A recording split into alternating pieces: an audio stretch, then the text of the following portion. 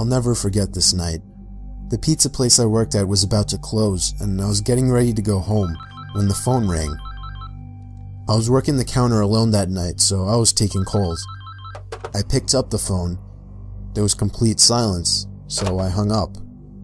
About a minute later, the phone rings again, so I pick up again. Still silence. I was about to hang up again when I heard the very weak and cold voice of an old woman on the other end. She said she wanted a regular pie delivered. I remained polite on the phone, but on the inside I was screaming. I just wanted to get home and end my shift. I called out to my boss that somebody is requesting a delivery. He told me I had to go.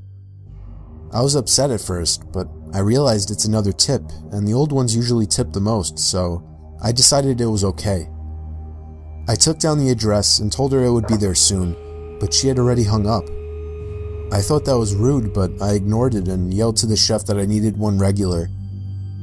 My boss told me to just go home after the delivery as the place would be closed, so a little before 10 o'clock, I got in my car and put the address into my GPS. The house was 7 miles away. The GPS took me to the quiet side of town. I arrived to the house. It was a small, one-floor house on a very quiet and empty block.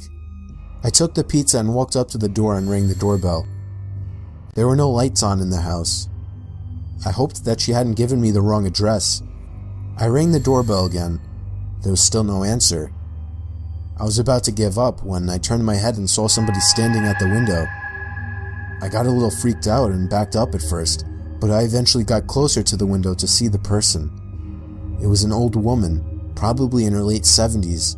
She was just staring at me with a blank expression. I yelled to her through the glass that I had her pizza. She didn't react to what I said, so I screamed it louder. A big smile ran across her face. Not a pleasant, genuine smile. It was a smile that sent chills down my spine. I still remember that exact face she made through the window. I decided that I was freaked out enough and got back to my car and set the pizza in the passenger seat.